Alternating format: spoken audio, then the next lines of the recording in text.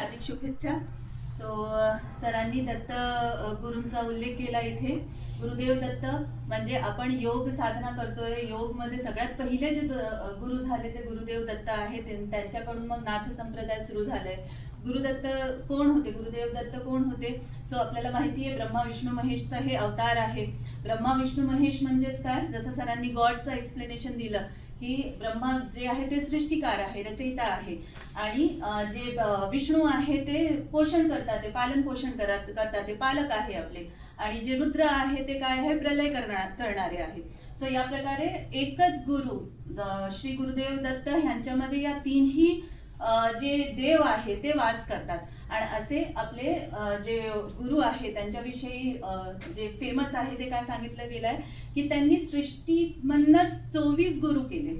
त्यांचं काय म्हणणं आहे की तुमच्या अवतीभोवतीच खूप काही ज्यांच्याकडनं पण तुम्ही सद्गुण शिकू शकता, सद्गुण घेऊ शकता, ग्रास करू शकता, ते तुमचे गुरु आहेत.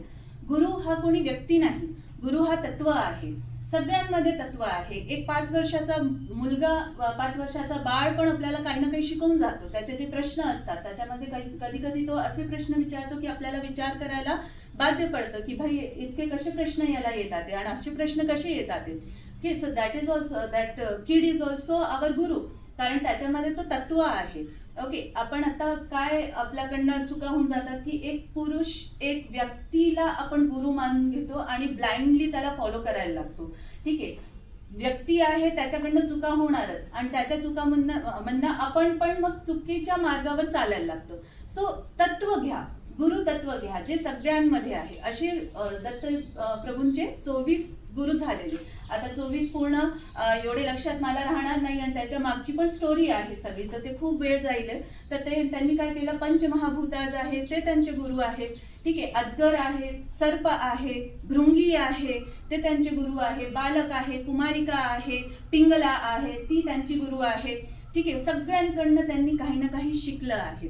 ओके, तसंच वृक्ष जे आहे, आज आपला जो महत्वाचा टॉपिक आहे तो वृक्ष आहे. आता आपण बघतोय की वृक्षाचं काय महत्व आहे. ते जेव्हा ते आता संपायला आले तेव्हा आपल्याला कळतंय, समजतंय की वृक्षाचं काय महत्व आहे.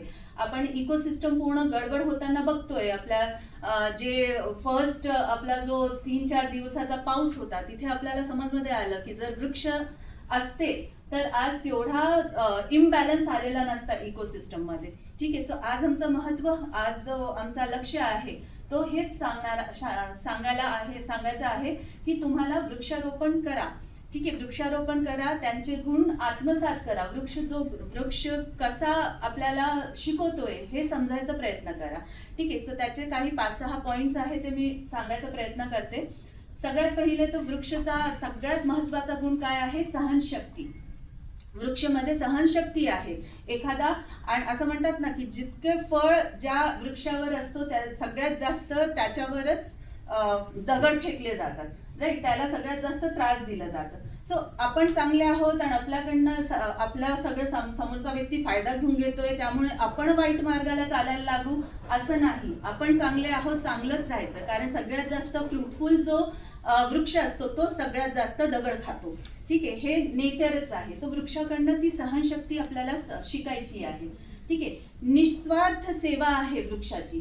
ठीक आहे, तुम्हाला फूल देतोय, तुम्हाला पानं देतोय, तुम्हाला इंधनसाठी लाकूड देतोय, आपला प्रत्येक शरीराचा भाग तो सेवेमध्ये आणतोय, सेवा करतोय. ठीक आहे, तो त्यात काही ह्याच्यामध्ये मागत नाहीये, तुम्हाला एक्सचेंज मध्ये मागत नाहीये. काय मागतोय जास्त की तुम्ही त्याची केअर करा.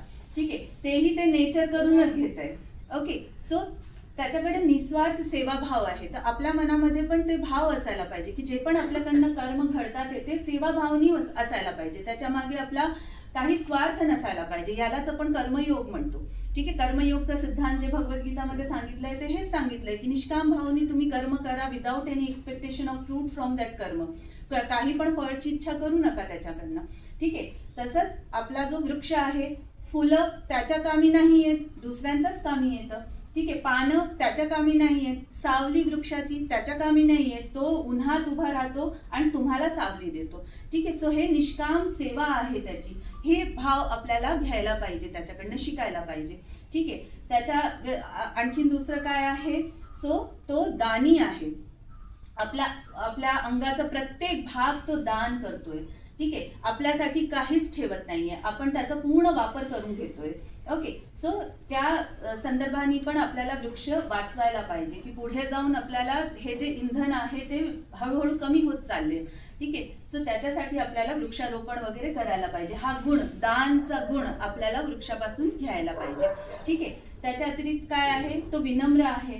कसा विनम्र आहे, एखादा आंब्याचं झाड बघा तुम्ही, त्यात तो सगळ्यात जास्त खाली झुकलेला असतो, फळं असतात तो सगळ्यात जास्त झुकलेला असतो. तुम्ही इतकं खाली झुकलेला असतो की काही वेळा तुम्ही हाताने पण ते फळं तोडू शकता. तो विनम्र आहे, त्याच्याकडे इतके गुण आहे तरी तो काय आहे, तो असा उभा नाहीये. ठीक आहे, ते हिंदीमध्ये ते कहावत आहे ना, बडा हुआ सो क्या हुआ जैसे पेड़ खजूर. जो खजूरचा झाड असतो तो किती लांब असतो. ठीक आहे, पंथी को छाया नहीं फल लागे अति दूर.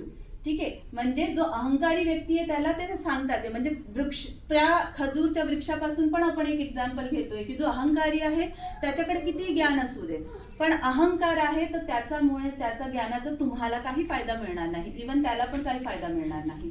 ठीक आहे, सो जो अहंकार आहे हे आपल्यामध्ये सगळ्यात मोठी बाधा आहे. ज्ञानाचा अहंकार असतो, पैसाचा अहंकार असतो, समृद्धीचा, संपत्तीचा अहंकार असतो, रूप सौंदर्याचा अहंकार असतो. हे सगळं काय आहे, हे परमनंट नाही, हे टेम्पररी आहे. आणि अहंकार तुम्हाला पुढे वाढूच देणार नाही, आपल्या साधनामध्ये कधीच पुढे जाऊ देणार नाही. सो अहंकार आपल्याला सगळ्यात पहिले काय करायला पाहिजे, नष्ट करायला पाहिजे. हे आपण वृक्षाकडनं हे करू शकतो, ऍब्झॉर्ब करू शकतो. हे जे ज्ञान आहे तो वृक्षाकडून आपण घेऊ शकतो. ठीक आहे, विनम्र आहे, त्याच्यामध्ये अहंकार नाहीये, दानी आहे, संयमी आहे. कसं काय संयमी आहे, जेव्हा आपण बीजारोपण करतो तेव्हा वृक्ष असं नाही म्हणत की भाई आता मला उद्याच खूप मोठा वृक्ष व्हायचा आहे आणि फळं द्यायचे, हे नाही. तसंच आपण जेव्हा ज्ञान अर्जित करायला सुरुवात करतो तेव्हा हळूहळू हळूहळू तो ज्ञान आपल्यामध्ये पूर्ण हे व्हायला पाहिजे, काय म्हणतात, ऍब्झॉर्ब होऊन जायला पाहिजे. तेव्हा आपल्याला त्या ज्ञानचा प्रसाद प्राप्त होतो. आपण काय करतो, थोडंसं ज्ञान प्राप्त झाला, जसं आता क्रॅश कोर्सेस वगैरे असतात ना फॅशनमध्ये, 15 दिवसाचं ज्ञान प्राप्त झाला आणि आपण बायोमध्ये काय लिहितो आपल्या प्रोफाईलमध्ये, योगाचार्य.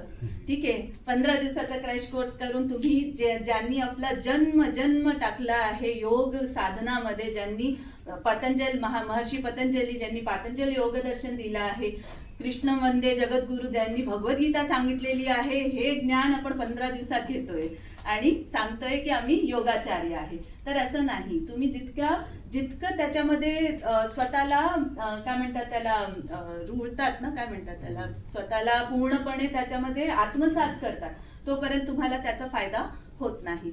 सो या प्रकारे आपण इथे वृक्षाचे हे गुण बघितले. तर इतकं सांगून मी इथे काय करते, समापन करते. ठीक आहे, चला.